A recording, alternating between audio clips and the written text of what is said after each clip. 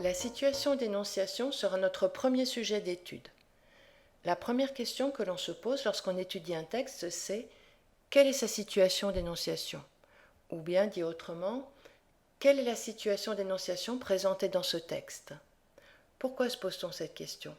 Parce qu'on nous la pose au brevet. Et plus sérieusement, parce que c'est la première chose à savoir pour bien comprendre un texte, pour le recevoir et le ressentir au mieux.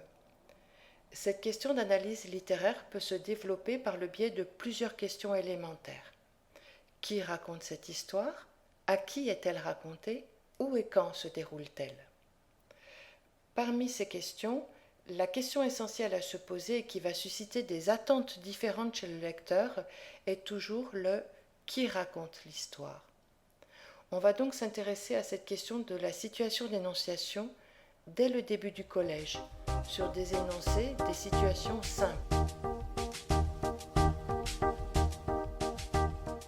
Pour répondre à la question « Qui raconte cette histoire ?», la première observation à laquelle on va se livrer concerne la nature de cette voix qui raconte. Sachant qu'il y a nécessairement un raconteur de l'histoire, il va nous falloir enquêter pour préciser qui il est. Dans une situation d'oral, cela est très facile. Le raconteur est celui qui parle, l'orateur. On l'entend et on le voit. On peut vérifier assez aisément qui il est. Mais à l'écrit, on va repérer la matérialisation du narrateur grâce à des indices.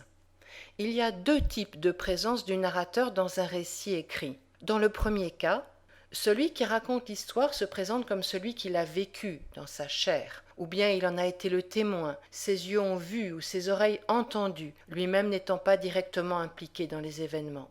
Des indices importants vont nous aider à distinguer la présence d'un narrateur en tant qu'acteur du récit. Ce sont des indices grammaticaux. Quand le narrateur est présent ou interne au récit, l'énoncé est dit ancré, comme si le narrateur était resté attaché à ces événements, relié à eux comme par une encre. Et les pronoms qui vont le représenter seront le plus souvent « je » ou bien « nous ». Il existe des variations ou d'autres choix de pronoms que nous étudierons plus tard. Dans le second cas, l'histoire est racontée par une voix qui n'est pas celle d'un des personnages. Elle paraît se raconter d'elle-même, mais une histoire ne parle pas. Il y a donc bien une voix, même si c'est une voix sans corps qui raconte.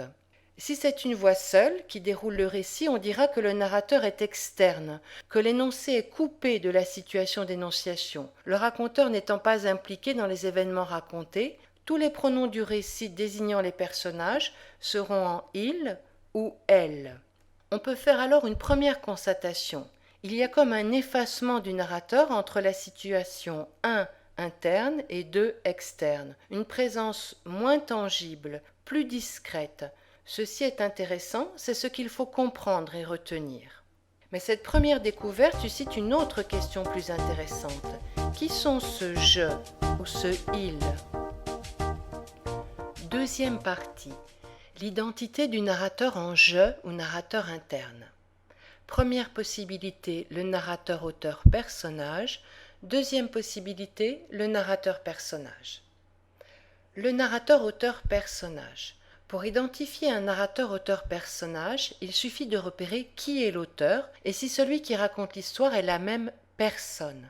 Qu'est-ce qu'un auteur? L'auteur est la personne réelle qui a écrit le texte. Dans le cas d'un témoignage ou d'une autobiographie, l'auteur racontant ce à quoi il a assisté ou ce qu'il a lui-même vécu, le narrateur porte alors naturellement le même nom, vit dans les mêmes endroits au même moment et partage les mêmes expériences que l'auteur. Comment vérifier qu'auteur et narrateur sont la même personne dans la réalité et dans le texte? Tout simplement en comparant ces noms, ces époques et ces lieux entre le texte et le paratexte. Le paratexte, ce sont les informations données avant et après un texte pour permettre justement cette identification. Si ces éléments sont identiques dans le texte et le paratexte, c'est qu'ils sont semblables dans le réel et dans le récit. Nous avons alors affaire à l'auteur, narrateur, personnage du récit témoignage ou autobiographique. Dans tous les autres cas, nous sommes dans un roman, une fiction.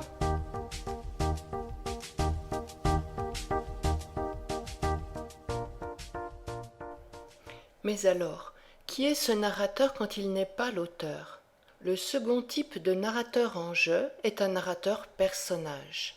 Dans un roman, qui est une narration fictionnelle, c'est-à-dire imaginaire, celui qui raconte l'histoire peut prendre toutes les formes humaines ou animales possibles. L'auteur est un homme, le narrateur peut être une femme, une narratrice donc, ou inversement. Un vieil écrivain devient un narrateur enfant, un romancier franco-américain invente un narrateur officier SS. On le repérera de la même façon grâce au paratexte. Ce sont les différences d'identité, de lieu et d'époque qui nous permettront de distinguer auteur et narrateur et de conclure au narrateur-personnage. En voici un exemple. L'auteur est Mary Shelley, le narrateur, le fameux docteur Frankenstein.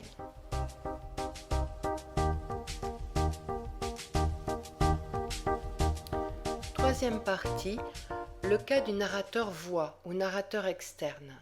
C'est un cas que l'on aura moins souvent à étudier en troisième, car il est soit plus simple que le narrateur personnage, comme le narrateur des contes, celui en sixième, soit beaucoup plus complexe, dans les textes que l'on verra au lycée, où un narrateur absent fait pourtant des commentaires et exprime une opinion.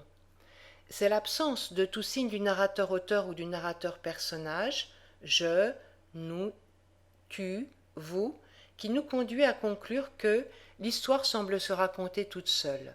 Il n'y a donc que des noms, groupes nominaux, pronoms sujets pour matérialiser des personnages qui agissent, dont on suit les actions et parfois les pensées.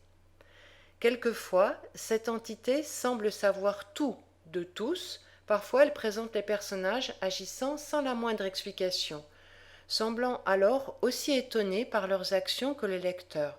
Nous verrons ces questions-là en abordant la notion de point de vue. Un exemple. Paulette, aplatie contre le sol, releva la tête et vit soudain des pieds, des pieds, des pieds, des jambes, des jambes. Le narrateur est absent, invisible, externe.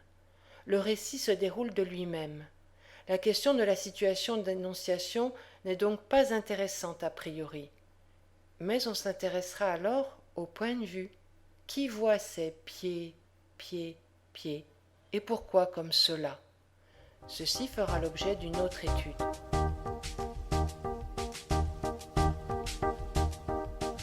On se résume pour finir. Soit le narrateur est identique à l'auteur, on le vérifie grâce au paratexte. C'est un récit autobiographique ou un témoignage. Nous avons alors un narrateur, auteur, personnage. Dans ce cas, assez simple à analyser, l'attention pourra être portée sur le lieu. Où est le narrateur au moment des faits narrés? Pays, ville, pièce, etc. Il faudra détailler la réponse grâce au relevé de citation, ou bien sur le moment de ces événements, la période, l'année, le moment du jour, etc.